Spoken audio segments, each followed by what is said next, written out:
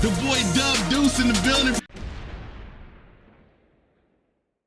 What up, what up, what up? It is that guy Dub, and I'm back with another video. How you guys doing? At the end of the day, shout it, I'm good money. Now today, we got a special guest in the building. Your first time to the show, comedian Mr. Rob Coleman. How you doing, brother? Doing good, man. Doing good. Looks like we in the car and in the building. There you go. Either way it goes, we outside. We outside, right? So That's what's up. you just said since it's your first time to my show, like you said, tell people a little bit about yourself. All right. Well, comedian Rob Coleman, veteran comic that's been doing comedy roughly about 20 years. Mostly as a hobby though, man. Uh, I started like back in the early 2000s at a little club called Robin's Nest. A lot of Mhm. local comics that's been in the game a long time started there. And it was just fun, man, doing shows and doing things here and there, but I never really took it serious. This last couple of years, I've been like serious about like actually starting a comedy career. So I just been, just trying to get going with headlining and featuring and getting all over the country now.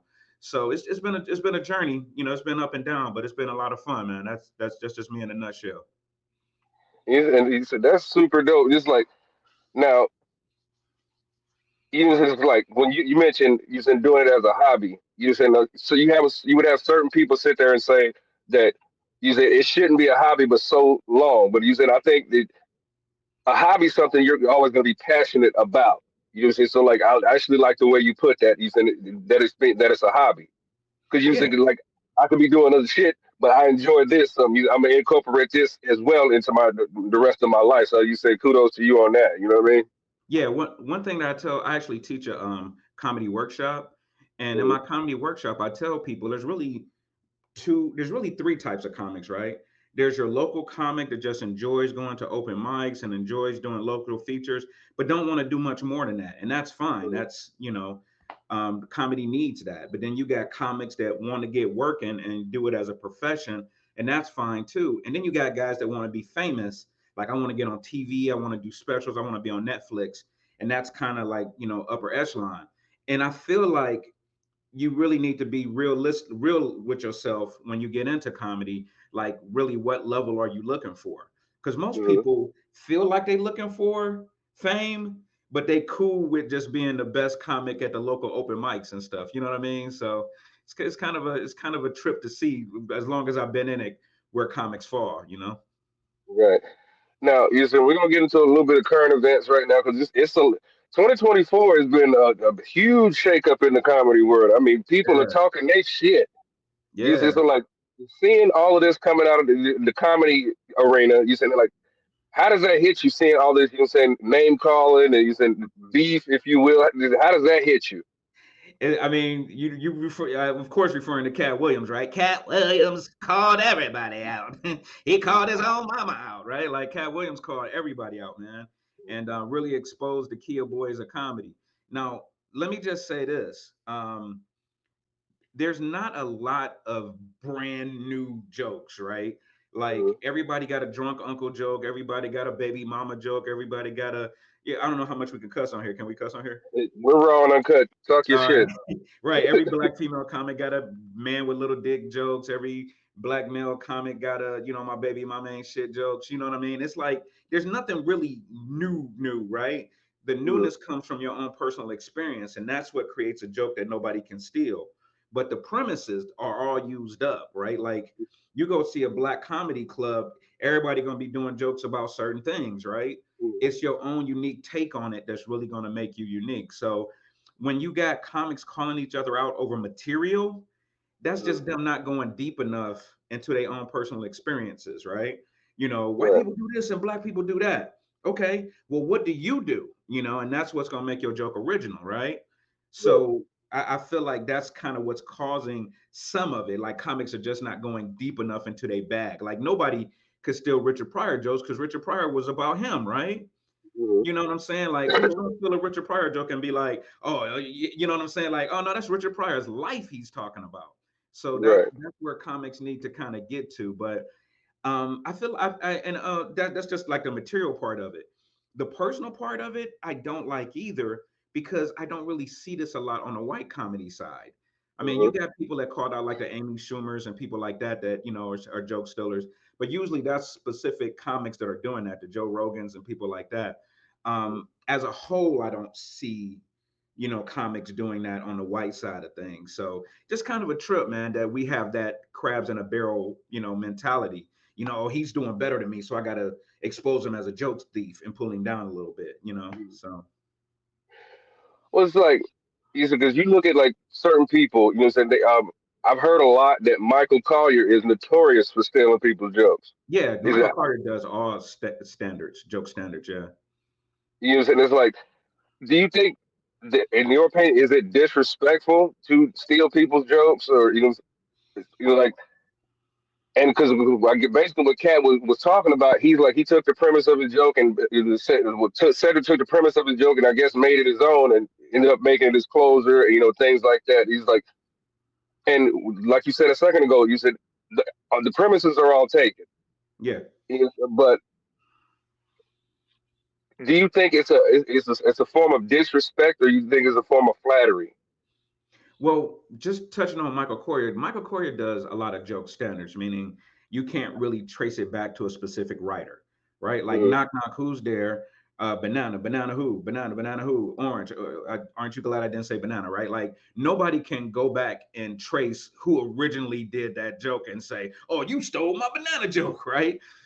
So those are the kind of jokes that Michael Coyer do, jokes that are just kind of knock knock jokes and white man, black man, Chinese man jokes. You know what I mean? You remember them jokes growing up? You be on the back of the Cool. boat.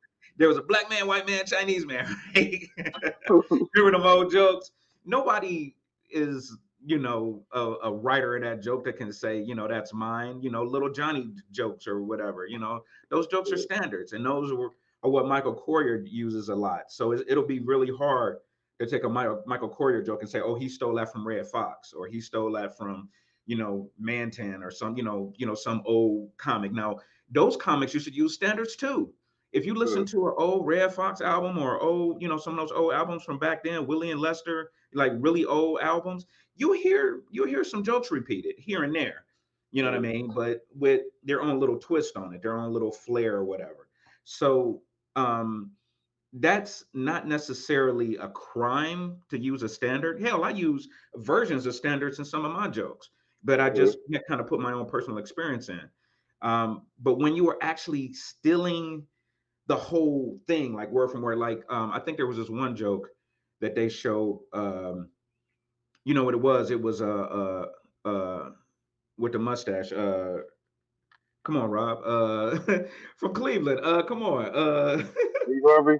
Steve Harvey, yeah. Why can I think of his name? But anyway, he stole a joke like that was word from word, where I guess he dressed up like a box or something like that on Halloween. And Mhm. his mama asked him, what he was, and he was like UPS man or something like that. It was some kind of joke that he stole from another comedian, and that was word for word. That kind of stuff can't go on. You can't do stuff like that. Right, and for those that are unfamiliar with it, you saying that he has allegedly stole that from Mark Curry. So Mark Curry, yeah, Mark Curry says who's that also too. a legend in the game as well. Yeah, Yeah, exactly. Mark Curry is so underrated. Jesus Christ, that dude is funny. absolutely. You Yeah. saying, and then you saying, and along with the Cat Williams thing, then you had Monique, who's coming out, and you saying it's like you saying like certain people believe her, certain people hate her. You said it was like the people that hate her. You said it's usually like you said you need to stop talking so much, stay in a woman's place or whatever, or use it, or the women that hate her are basically like you call your husband daddy, you know what I'm saying? Like, hey, should no man have that much control over you and blah, blah, blah, blah, blah, this, that, and the fucking third. Hey, But hey, it was, let me just say this real quick. Every wife out there should have at some point a moment where you call your husband daddy, if you know what I mean. Right? mhm. Look, there you go. At some point, you should At be some like, point, yeah, you're doing that, daddy, right? but no, you know what I'm saying? It's like, it's almost like because she's a black woman, you know what I'm saying? It's like, shut up. You know what I'm saying? Mhm. 'Cause, but, and we can get into the particular saying that you were saying Amy Schumer you saying got I guess what 18-20 million dollars for her Netflix special, but in my personal opinion, Amy Schumer is not funny. Mhm. Usually, where Leslie Jones got I think it was $65,000 for the Ghostbusters movie, while Melissa McCarthy got you said about 4 or 5 million. Right. So like I don't think everything Monique was saying was wrong. I think it's just because she has that black ball moniker on her back. Okay. Like anytime that she's trying to say anything, everybody's telling her to shut up. Right. That. And I think that she definitely crossed the line when she got that. Because like I said, if it's comic for comic, you say, hey, talk your shit. But once we get out of comedy, you start talking about my family. Okay, now it's a problem. You know what I'm Right. saying? Like you Right. just so like, in your opinion, how did you? What do you think of the whole Monique situation? Um, I applaud her in certain senses. Like, yeah, if you feel like you're being treated unfairly, you should definitely speak out. If you feel like there's dis, discrepancies in pay and stuff like that, you should definitely speak out.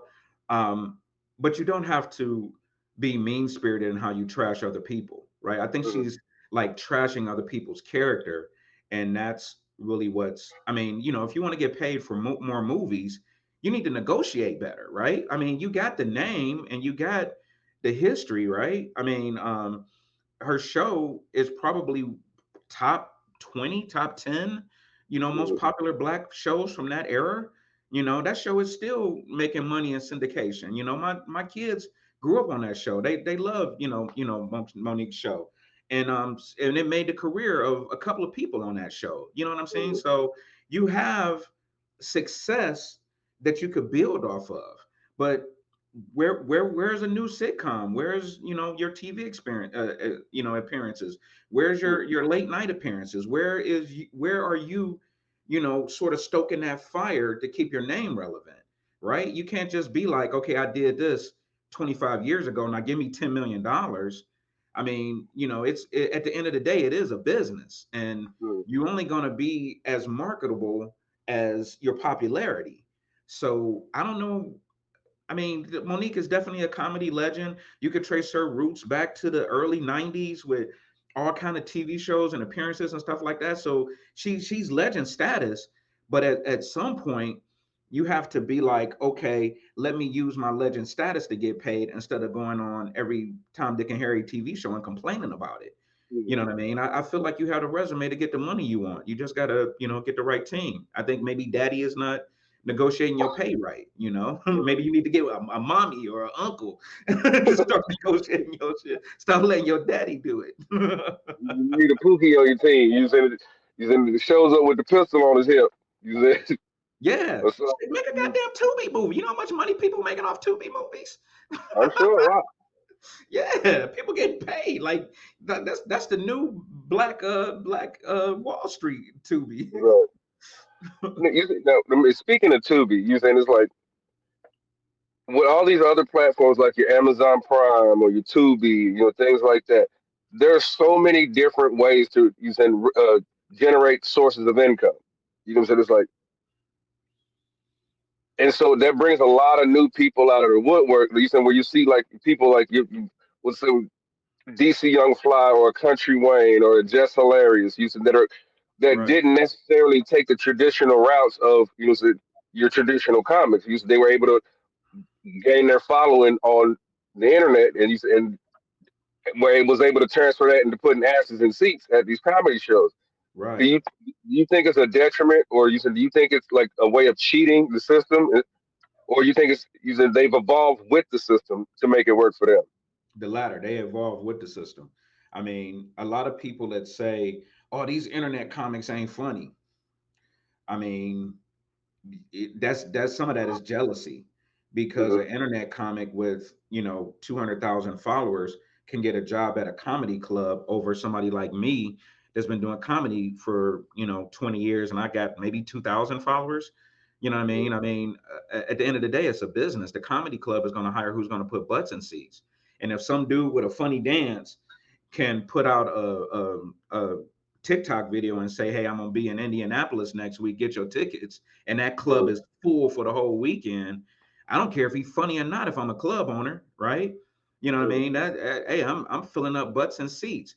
Now, that's the whole reason I do my workshop, is because I feel like people are kind of rushing to the front of the line without learning how to be funny in front of a crowd, right? Mhm. There are techniques, and listen to me carefully, because a lot of people say, "Oh, he teaching comedy classes. He trying to teach people how to be funny." No, I'm not. I'm trying to teach people how to perform in a way that's conducive to a live audience versus, your TikTok shit, right? Like, and I always use this analogy in my workshops because I feel like it fits. We all know somebody growing up who was cold at flipping, right? Could do backflips, forward flips, would get on top of bus stops and flip off of those and do all kind of crazy shit, flip over fences. And, like we knew people that was good at that, right? But how good would they do in a gymnastic competition? Where they had Mhm. to get on the floor and do a floor exercise. Judges would be like, "Oh, that wasn't shit," and he'd be like, "But I was flipping my ass off." Well, that's because you haven't learned what the judges are looking for. You just good at flipping, and I feel like that's the same thing with comedy. There's people that are good at just raw comedy, but they haven't learned how to turn it into a performance, right? And that's really what my workshop is about. Let's take that raw talent, apply some comedy techniques, and let's get you stage ready. And that's what a lot of these internet comics are not going through. They just funny online and they think it translates to the stage, and it don't. Well, have you personally ever seen an internet comedian? You said that had you said has killed it online, then go to a stage and then bomb their ass off. um I guess I've seen a couple. I mean, I've done some white clubs, I guess. And I've seen some guys that, are popular for like music or magic or something like that. And sometimes that stuff doesn't translate well to a live audience, right? I mean, think about it. You turn on YouTube or TikTok and you see a guy singing a funny song, and yeah, you like, oh shit, that song was funny. And it's like a 3.5 minute video. Now you got to listen to 45 minutes of that, right? Now you like, right? You know what I mean? That's that's where sometimes the live performance can run into a wall in translation, and it's Right. not that the guys are not funny necessarily. It's sometimes a little bit of something is good. Like, hey, I can eat one Hershey Kiss, that's amazing, but let me eat 45 of them. I'm like, oh shit, now I'm sick. And Right. I feel like that's sometimes what these internet comics are doing. Right. Well, you saying like with that being said, it's like when you hit the stage personally, you know, saying like, are you able to you saying adjust on the fly? Because we saying like we've also seen the videos that have gone viral of saying certain comedians lose it, or saying like they get sidetracked and then said that because like somebody's heckling or something like that, and then they basically come out of character. I believe like you said, was it I think last week or the week before? It was Corey Holcomb was basically you saying talking shit about Donnell Rollins, and Donnell Rollins basically interrupted this nigga's entire show to talk Yeah. his shit back. It's like how do you take you saying that form of you saying stuff while you're on stage? Let me say this about their situation just real quick. Corey Holcomb and Donnell Rollins are two comics that I absolutely respect, but I don't enjoy Corey Holcomb's form of comedy, and that's fine. I mean, it's not for me, but it's for the people that love him, love him. I kind of enjoy Donnell Rollins' form of comedy a little bit more. He has really high energy with his inflections and act outs and stuff like that. I really enjoy his form of comedy. I thought he should have did a longer special to prove Corey wrong. I mean, he did basically a half-hour special when you take out the act outs and some of the shit in minute. He really only did about a half hour, which is, I mean, for the amount of time he's been doing comedy, he should have been able to do an hour easy, right? It Right. should have been an hour easy. So, but as far as being able to change up on the fly, that just really comes with experience. Um, what I'll say this real quick: a lot of times when comics get started, if they rock out for 5 minutes and then they get 15 minutes on another show and they rock out, and then they get 20 minutes on another show and they rock out, they like, oh shit, I'm ready. Right. And they've maybe done like 10, 15 shows. I'm ready. You see how hot my 20 minutes was? Mhm. Right. So they start, calling comedy clubs wanting to do headlines and stuff like that. When you do a headline and you only used to doing 15, 20 hot minutes, and you got to stand up there for 45 minutes, you not only are you unprepared, but any little distraction is going to throw you off. You haven't performed long enough to know how to deal with going off book and then coming back to your material again. Like Hmm. me, I like I said, I've been doing it for 20 years, and I'm just now really kind of learning how to kind of master that, where I can go off book and do some crowd work and play with the audience a little bit and then come back to my material. It's not easy to do, you know. Right. You said now. You said like, do you like doing improv, or do you teach improv in your workshops? Um, my workshop focuses primarily on beginners getting started. Where do you get your Okay. material from? How do you write? What are the most popular writing techniques? How do you kind of form your 3 minutes to 5 minutes to 20 minutes? Because it really is stages that you learn comedy. You know, it's almost like a baby learning to walk. You know, you take a few steps and you good, you know what I mean? And then you start learning how to walk, you know, and that's kind of how comedy is, you know. So I teach that beginning stuff. Crowd work is more an advanced level of comedy that you really kind of have to kind of work on. It Mhm. that doesn't come naturally to a lot of people. Some people it does. Some people are just naturally talented at just going off book and talking to people. I'll say the 40, 85 South boys, they good at that. That's their whole stick. You know what I mean? Is being able to look in the audience and be like, look at grandma out there with that crooked wig with the chin strap and look like a thundercat. And they good at that going off book stuff. You know, I'm not great at that. I'm more so a performative comic where I know what my material is and I'm gonna go joke to joke to joke. So Mhm. yeah, that's not my lane as far as performing. But I can do that, and that's only because of experience, not because of anything other than experience, you know. Right. You said, and I was like, how gratifying is it when you put somebody through your workshop and you saying you're able to see them flourish and see them to take everything that you're giving them and Uh, start to flourish. You said, what is that feeling like towards you? Well, let me ask you this: do you have any kids at all? I have five. You have five. Do you have any sons? I have one. All right. Pray for me. There you go. Right. Um, Imagine your son playing middle linebacker for the high school team and knocking the Mhm. shit out of some running back, trying to do a sneak or an end around or something like that. That's what it feels like when I hear a comic say, Rob, that joke wasn't working. I tried your advice and now I'm killing with that joke. You know what I Mhm. mean? That's how that feels to me personally. It feels like my son just, you know, tackled the running back for a 5 yard loss. You know what I'm saying? So um that's what I do it for. I don't, I don't charge a lot for my workshop. I charge $25, and that's Okay. really only covering my personal costs because I buy some pizza, I buy some notebooks for the new comics and some other things that I have to pay for out of my own pocket. I don't do it for fame or anything like that. I do it because I love, doing comedy. And I also do it because when I started out, I was really raw, right? I was getting up on stage and I was doing shit that I saw the Def Comedy Jam people doing. Mhm. I'm wilding out, I'm yelling, and I'm crawling all over the stage, and I'm falling, and I'm doing act outs, I'm doing like all of this crazy shit that wasn't me. It Mhm. wasn't, my total personality. It was funny, and I was getting work and winning awards and doing shit like that because of it. But I was copying performance styles that wasn't necessarily me.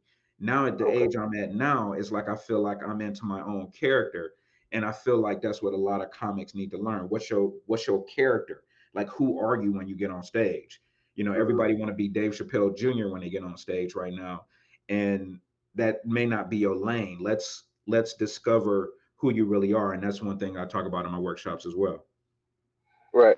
Okay. Now you say like I wanna go back to something else. Cat Williams said basically that Kevin Hart you said basically popped up out of nowhere. You said we all know he's from Philly. Things like that, and he actually was not discovered in Hollywood. He was actually Okay. discovered in New York by Dame Dash, which how he ended up in Paper Soldiers in the first place. Yeah, Which yeah, in Paper Soldiers is the catalyst that catapulted him into Hollywood. But so it's like, do you think like when someone like a Cat Williams is basically, I guess, throwing around open-ended accusations that you think that are easily disproven, do you think that more or less discredits his entire you think his entire you said depravity of everything that he said? Um, I don't think it's I don't think it's possible necessarily to tarnish Cat Williams as a comedian. Cat Williams Mm, is legend status, and his performances stand on their own. I mean, everybody loves his first 4 or 5 specials. I mean, and the guy works his ass off. He's prolific with how he produces comedy specials. Putting your mouth on Kevin Hart's career and saying he did this to do that and did that to do this, and I do feel like that kind of lowers you a little bit, because there's mm, plenty of Kevin Hart defenders out there, and Kevin Hart has helped so many other comedians. I mean, don't get me wrong, Cat has helped comedians too, but he helps them, and they help in different ways. Like Cat will, see a new comedian that's pretty good and give them $1,500, right? mm. Or pay for their hotel room or something like that. But he kind of does it like low key, and that's fine. But Kevin Hart is creating like jobs, for people with Heartbeat Productions. Shit, I Mm. applied. I went to his website and was like, "Is there any openings?" I lost my main job like back in November, and Okay, I feel sorry. like I'm a pretty good writer, so I literally like sent out a message to one of his top producers and like, "Hey, if you're looking for writers, I've been doing this for 20 years. Give me a call," because that's the lane Kevin Hart is. I don't know if I could send that same email to Cat Williams, right? Like Cat Williams be like, well, I ain't got no studio, but I'll give you $1,500, right? Like, you know what I mean? So I feel like they help people in different ways, and you shouldn't be crapping on Kevin Hart, no matter how he got popular. In Mm, my personal opinion, I tell you this, in my personal opinion, Kevin Hart kind of lightweight did it the right way. mm. Um, I saw him in little roles in movies, right? People talk about Soul Plane. That was not his first movie. I've seen Kevin Hart in like at least 3 other movies with like really minor roles. Like I saw something 30 going on, 30 and ticking or something like that. Some little movie that's on Peacock, and he plays like a minor role in it. And like Yeah, something else, I I think remember you that movie. mentioned another movie that he was in, like just a really minor role. I mean, that's how you do it. You don't have your first movie being like a starring role, even though people think Soul Plane is his first movie, and it's not. You know what I'm saying? So I feel like Kevin Hart did it the right way. I feel like he's super humble. I feel like he helps a lot of comedians. Hell, he helps some comedians here local with the Heartbeat Productions. My boy Rob Ward won that, and it helped kind of launch his career. And he's working now because he's, a Kevin Hart contest winner. And that's Okay, something that when it's on your resume, you now affiliated with Kevin Hart, and now you're getting work. I mean, that who else is really doing that? Can you name me anybody else that's really doing that for comedians? not that I Um, could think of. yeah, I know Sid is doing some sort of online joke contest that people are like leery to send their stuff into because it's like, oh, you trying to steal my joke, Nick. Right? And I think a couple of other people, I want to say Tiff maybe trying to do something with comedy or something like that, but nobody's doing what Kevin Hart is doing. You know what I'm saying? So get that boy his flowers, man. Stop. Exactly. The only other person I could probably compare to that would probably be Nick Cannon with his Wild 'N Out platform. Yeah, yeah, yeah. Wild 'N Out has launched the careers of I don't know how many comedians, right? Hmm. And Nick is a boss. You know what I'm saying? I want to say somebody else is doing something recently I heard about too, but it's comics need to give back, man. This is not an easy thing to do. You really are paid in cash mostly, and the cash that you get a lot of times is not enough to support you. You really have to sell merch and do other things to make ends meet. It's not an easy business to be in, and that's another thing I tell people in our workshop: be realistic about the kind of money you make. You're not going to make a lot of money, until you're about 10 years in doing this. So You know, sitting there like you was talking about like earlier that you said won awards and accolades. You said, but you weren't being yourself. You said now that you said you moved beyond that. Can you spot a when a comic is not being themselves? kind of, sort of. I mean, it's not hard to kind of see some of that. You know what I mean? Mm. Um, the the posture, the style of dress, the attitude, some of that stuff is very much, hey, I'm trying to be what I saw somebody else be on TV, and they're not being Right. themselves. You know what I'm saying? So, um, a lot of comics, something I've learned about comics, man, comics are some of the most intelligent people that you'll ever meet. Right? A lot of them are nerds. A lot of them collect comic books. A lot of them, like cosplaying and shit like that, like behind the scenes. But they'll get Right. on stage and be like, "Yeah, I be fucking these bitches," and when you ever go to the club and the bitch grab your, and it's like, that's not you. That's not you. I was just talking to you behind the scenes. You was talking about how you waiting for the new Pokemon movie to come out. You know what I mean? What are you talking about? You know what I'm saying? You was at, like some comics will get up there and spew a bunch of stuff, and they actually are really religious, right? These bitches be tripping and like, hey, thank God, and they in church every Sunday. You know what I Mhm. mean? So it's like, sometimes you performing to what you think the audience wants to hear. And I used to do that too, man. I mean, I do have, and I still kind of, I have two different lightweight performance styles if I'm doing an all white audience versus I'm doing an all black audience. You know what I Mhm. mean? You can't perform the same way as Skeets that you do in Massillon or some, Mhm. BFE county in Southern Ohio. You know what I'm Right. saying? But um, the trick is to give the audience what they want, but not get too far out of who you are personally. Because that at the end of the day is what's going to make you memorable to people. You know. Mhm. Absolutely. Now, as you said, you as a teacher, you said like, let's say one of your counterparts gets on stage and they just bomb. Hmm. Usually, what would be that pep talk you would give that particular comic after bombing after they come off stage? Like, what would that conversation be like? Look for your opportunities. It's just like, if the Browns get blown out, they go home and look at the tape, right? Hey, what happened on this tape? Oh, we should have did this play faster, or we didn't see what the defense was doing. You know what I mean? It's kind of like a similar thing. When you're doing comedy, you really do need to tape yourself a lot. You need to Mhm. record yourself a lot. You need to listen for your laughs and learn how to build on those. You also need to listen for your dead air and learn how to fill that in. You know Mhm. what I mean? There sometimes silence can help you with certain joke types, but sometimes you don't want to dwell in that too long and let the audience sit there because you want them to get used to laughing, right? Mhm. Comedy kind of has a cadence to it, almost like a song.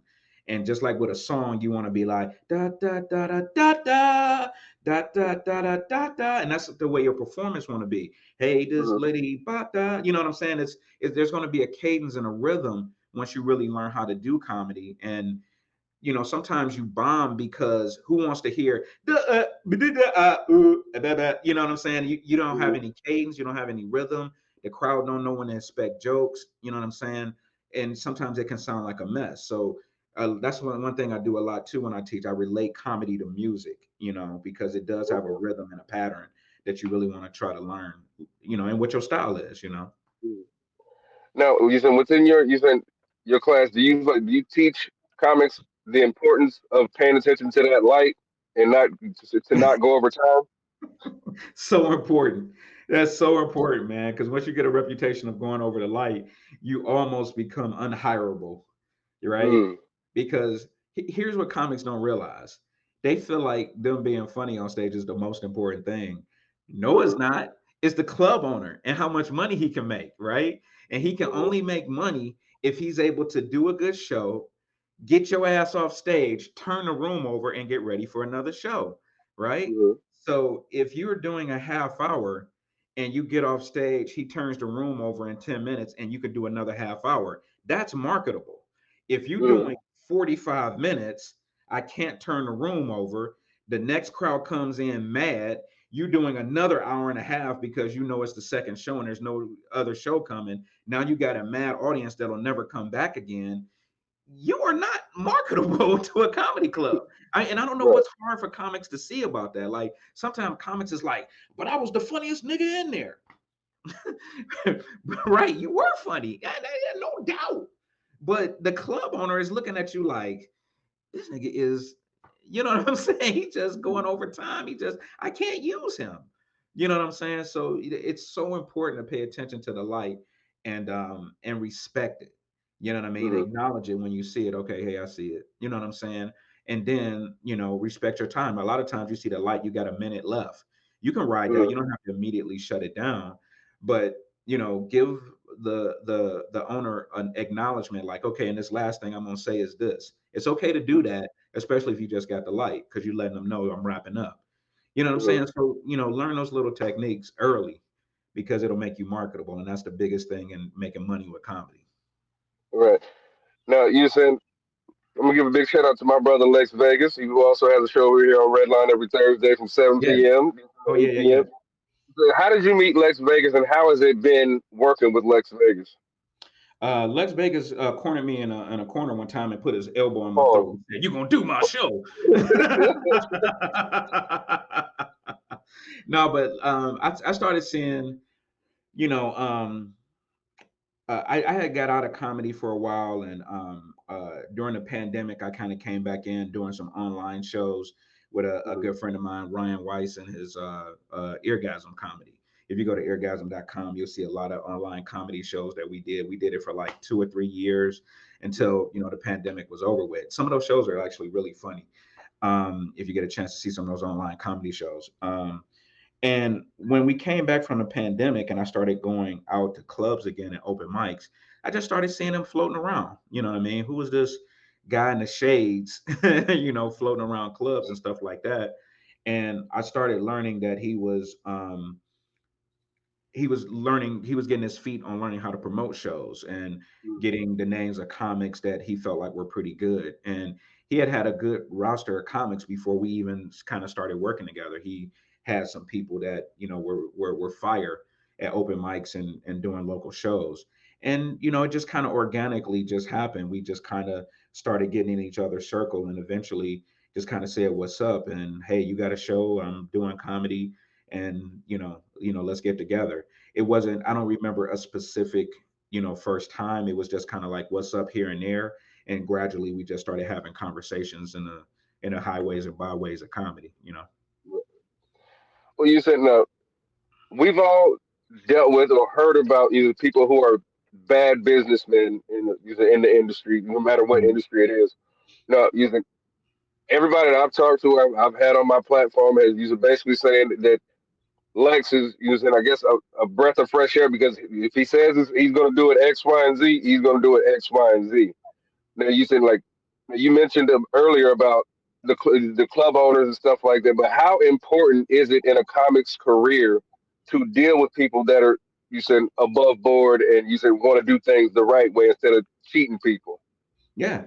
Oh my God, that's important. I can't tell you how many people I've run into that have dreams and they want to do stuff and they see that you're pretty good. I was like, "Oh yeah, we're gonna do shows and we going to North Carolina. We're gonna do me in Tennessee. I got a cousin in Atlanta. We're gonna be down there. We're gonna do our stuff." And then you never hear from them again, right? You hear that a lot. It gets to the point where I'm almost desensitized sometimes when I hear certain things, to the point where I've actually missed some opportunities, right? Like this dude came up to me one time and was like, "Oh, dude, you really good, man. Here's my number. Call me and I'm gonna get you in with Bob Sumner and we're gonna be doing shows all over, the Northeast." And I was like, "Okay, yeah, whatever." I called one time and the line was busy. I was like, "Okay, it ain't about nothing." Sure enough, I'm seeing Bob Sumner doing shows all over the Northeast now. And I'm like, maybe I should have called him. You know what I mean? So sometimes, you can miss an opportunity, right? But in all honesty, though, the majority of the stuff you hear is people that think they know what they're doing. And Lex is Mm. the kind of guy that kind of uh is like, "I'm gonna figure it out." If he was a kid jumping in the pool, he's jumping in the deep end because he's So, he's gonna learn how to swim versus doing a bunch of dog pedaling and stuff in the shallow, right? And that's really what he's been doing, man. He is a very hard working dude as far as I can tell. His energy is off the charts. I mean, this is a dude that he went through some illness and stuff last year, but was still doing his radio show on a regular basis. The one time he didn't have the opportunity to do it, I called him and was like, "Dude, if you ever can't do your radio show, let me know. I'll fill in for you." And as a man of a word, as a man being a man of his word, he called me and was like, "Yeah, Rob, I'm gonna be off in January. Go ahead and fill in for me in January." And I did his show and we had a great time. You know what I'm saying? And mm, is willing to trust somebody with their baby like that. You know what I'm saying? Like that's his show, and he trusted me to host it for him. Now he did tune in and watch, right? And added his little comments. I think he was actually in Vegas at the time. But Mhm. you know, as far as I could tell, man, he's been a man of his word. Um, he does shows. I get paid for the shows that I do for him. I never have to fight him for money or anything like that, and that's rare. And I feel like he, like you said, he is a breath of fresh air because you know, he's doing his thing. You know. Definitely.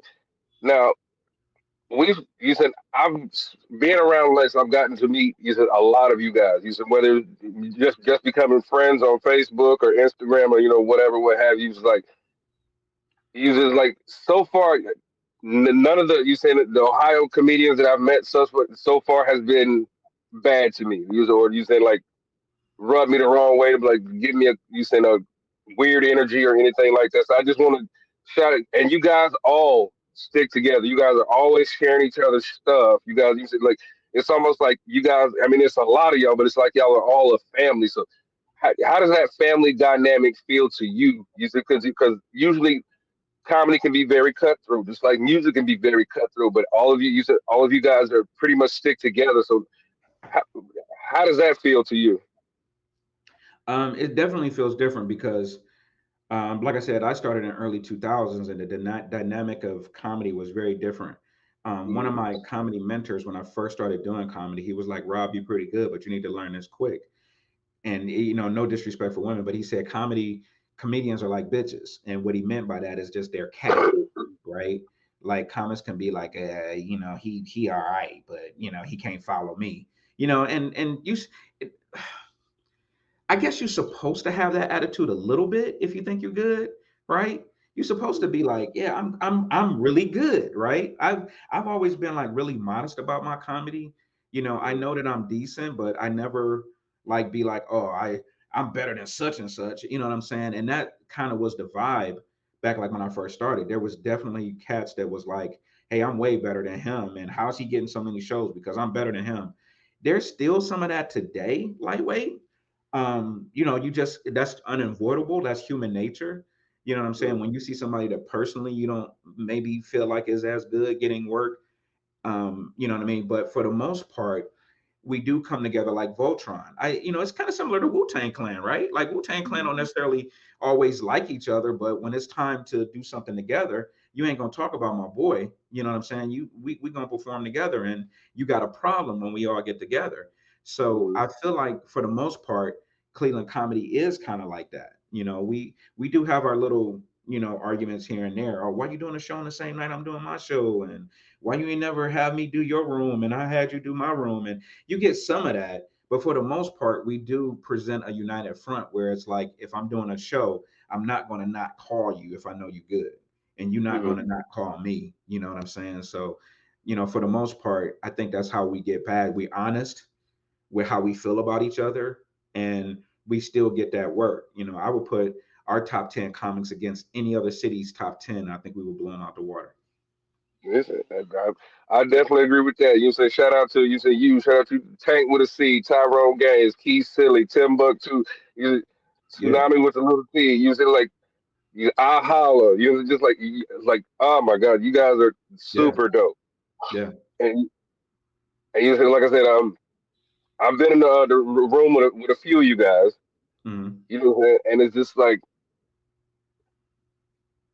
like you see the shit on TV, but then like when you're able to do these rooms and like you sit in, but then you're also able to have a conversation with the comedian after the show. It's just like okay, now I can kind of see where they're coming from. He's like, so is it important to you like after a show to like you said talk with some of the audience members, or do you one of those that gets on stage, does your shit, and gets the hell on? No, no, I'm always thanking the audience. I was just actually coaching somebody about this the other day, where we were talking about audience connection. You know, because he was feeling like he wasn't connecting with his audience, and I asked him, "Where's your sight lines when you're performing? Are you looking at individual people? Are you looking over their heads? You know, are you looking towards the back of the room? Because a lot of comics, just to remember, won't look at individual people. They'll kind of just focus towards the back of the room. You know what I mean? And that's something that I was guilty of. I used to do because I didn't want to forget my jokes. So I'm trying not to look at individual people. You know what I'm saying? But that's so important. Like if you know your joke and you've mastered your jokes and you know your jokes in and out and you know looking at somebody is not going to distract you, you still going to deliver that joke. Go ahead and look at individual people and acknowledge people that are having a good time. And once you acknowledge them having a good time, that gives them a connection with you and thank them for that afterwards, right? They've paid money in many cases, right? They've paid money, they've bought drinks, they probably are going through something personally, because we as human beings, who's not going through something personally, right? We Right. are here tonight to forget about our personal problems, our stresses, the kids, the spouse, the problems, the bills. We are here tonight to forget about all of that and have a good time. So if somebody is giving you that, that's a gift. You know, if somebody's laughing at what you're giving them, that's a gift. You need to thank them for that gift, right? You know, Right. don't poo-poo that and be like, oh, okay, yeah, I killed. No, go and thank them. And I make it a point to really go out and try to thank audience members that I saw like falling out, right? If you really was enjoying the show, I'm going to thank you, like no doubt, you know. So it's important. You said like with the going back to Michael Collier. You said like one thing. He spotlights local comedians. Yeah. You said like how important is you said is that you said to the culture. To spotlight local comedians, I think it is important because not only does it lets the audience as a whole out there know that comedy is not dead, right? Because a lot of people, you know, we're not seeing new superstars necessarily in comedy, right? Like I felt like throughout the really the 80s, 90s, 2000s, like every decade there was like a new hot dude, right? Like after Richard Pryor was Eddie Murphy. After Eddie Murphy, you got Martin Lawrence and you got Chris Rock and you got like hot dude after hot dude. And like Kevin Hart is kind of like the latest hot dude. And you got guys like Laurel and people like that. But I don't know who the new hot dude is yet that's across cultures, right? Like people say, oh, it's DC Young Fly. Well, most white people don't know who DC Young Fly is. He's not cross cultures yet. So there's room for a new hot dude. And I feel like for the most part, people think, oh, well, comedy is dead because there's no new hot dude. And that's what Michael Coria is doing. Like, no, there's a bunch of hot motherfuckers out here. You know, they just need an opportunity, you know. So I'm going to introduce you to them. You know what I mean? And I've been on this show a couple of times, this morning show, and I've gotten like some good reviews from it. And I actually posted on my website. So if you go to my website, robcolemancomedian.com, what was that again, Rob? robcolemancomedian.com. You can go there and and One see more like time for the people in the back. robcolemancomedian.com. And I have like some of my performances posted there, especially for Michael Coria. So that really is important to breathe new life into comics because he's doing that. And on a comic side of things, it's important to feel like you're doing something. Like most of the comics locally that have done Michael Courier, they have it on their page, they have it, you know, in their social media. They're really proud of that, and it really is something to be proud of, you know. Right. You said like now in your workshops, do you teach your students about engaging with social media? That's a part of it, and just real quick, I do call it a workshop more so than a class Okay. because I'm learning too sometimes, right? Okay. The things that I'm coming from is not my opinion. I literally uh, show people techniques that I've learned in different comedy manuals that I've read. I've read Right. about I've read about maybe 10 different books on comedy, and some of the themes were kind of common across all of those books. So I use those common themes along with what I know personally to kind of build my workshop. And I Right. do call it a workshop more so than a class because I'm not necessarily teaching that so much as I'm honing what you already have, you know, Okay. That's with different things. You know what I mean? So I don't want people to get an idea of, oh, he's going to teach me how to be funny. No, you know, and that's just, you know, schematics or whatever. And I don't mind people calling it a class, but, you know, as a workshop, I feel like a veteran comic can come and we can, on the same level, say, here's what I've been doing. Cause I need that, you know. Sometimes I run jokes by comedians on my level too, and say, you know, hey, when I'm running my setup, maybe I should, you know, establish my premise better. so we have some high level conversations, and that's what I want to do in my workshops as well. So You said, well, with that, you said it's like the reason I brought up social media is because a lot of people they want the attention from social media, but they cannot handle the comment section. Usually, I see it. I see it all the time. And like one thing on my platform, I try to teach children because I have children. Using, like I said, four of my children are girls, and they're on. Well, you said the older three are on social media, and right. it's always some bullshit going on. Usually, oh, they're talking about me. Turn the shit off.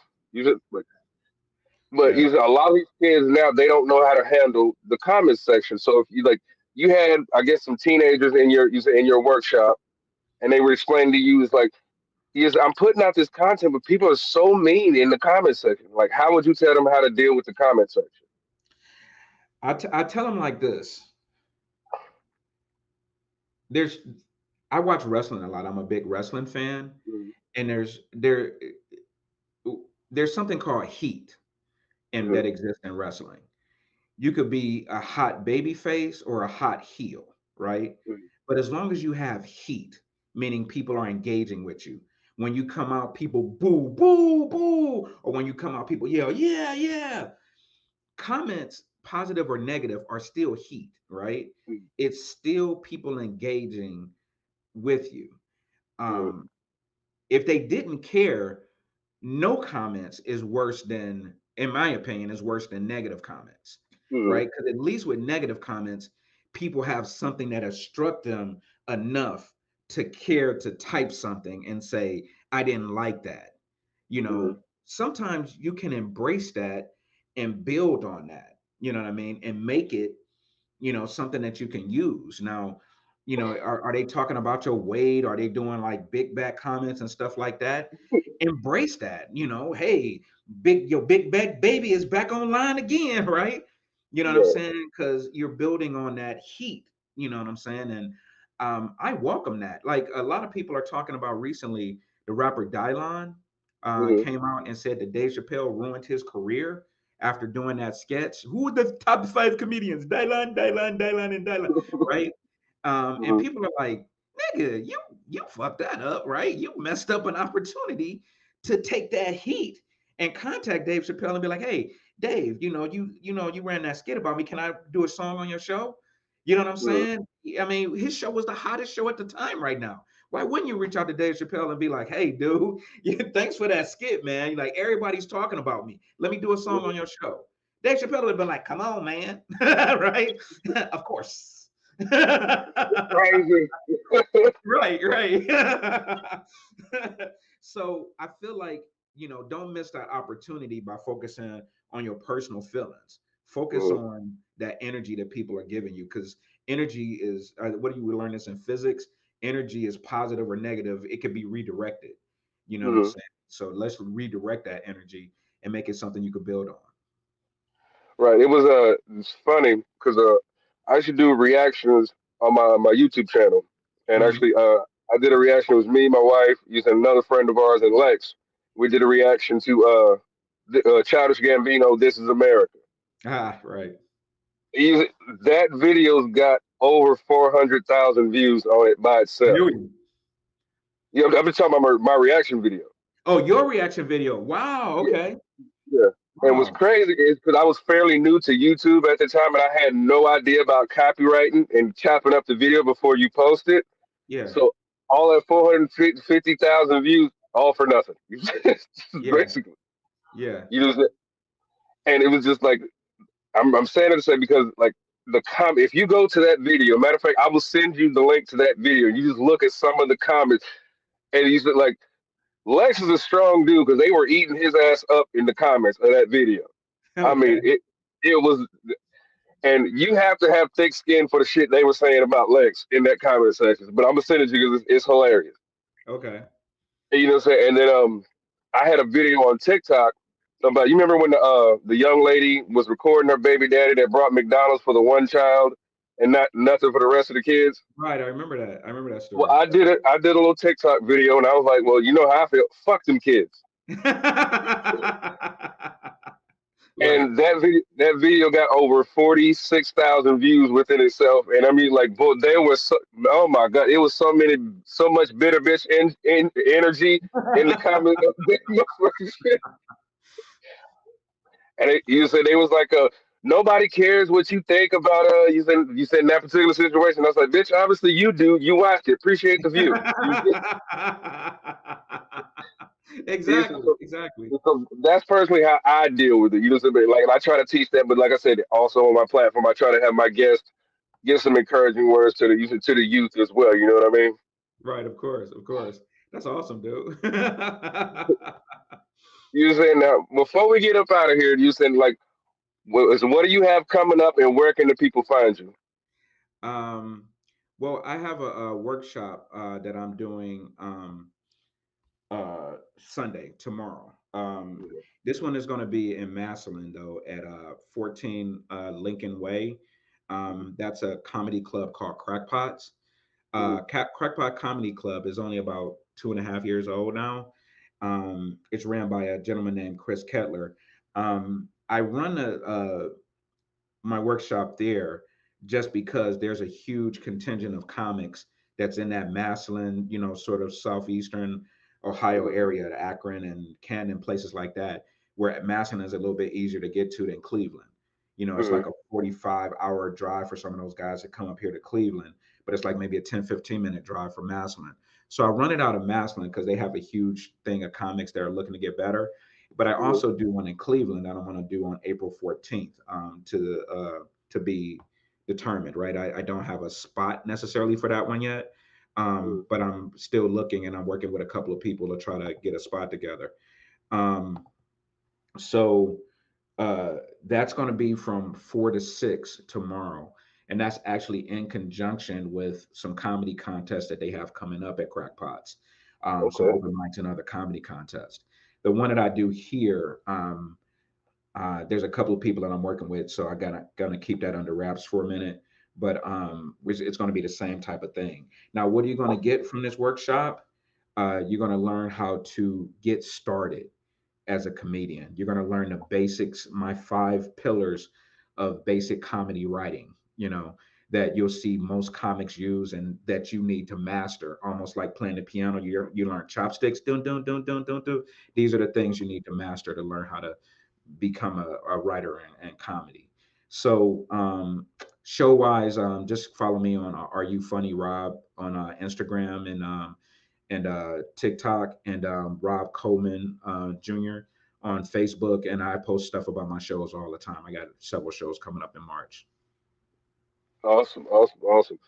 Now, I live in Canton, so you said last question before we get up out of here is how often are you doing it in Massillon? Because like I said, I live in Canton, which is around the corner from Massillon. So Yeah, you said how often are you doing that down there in Massillon? I'm gonna try to alternate months. I'm trying to do it the third Sunday of each month.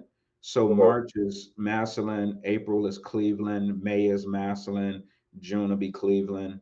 So I'm gonna try to um, revolve it month for month, and depending upon the you know people that are interested. If more interest is in Cleveland, I'll start doing it more in Cleveland. I am going to start doing a Thursday writing session at this place called Unbar. It's ran Mhm. by DJ Brown Johnson and Tyrone Gaines. It's Okay. located in the Larchmere area.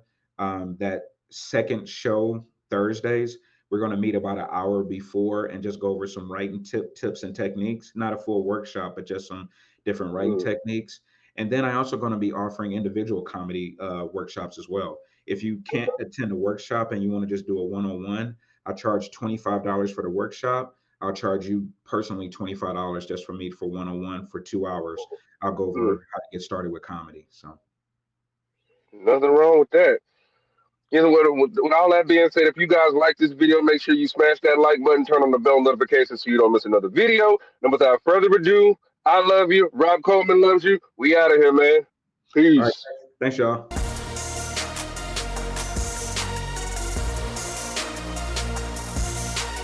The boy Dub Deuce in the building.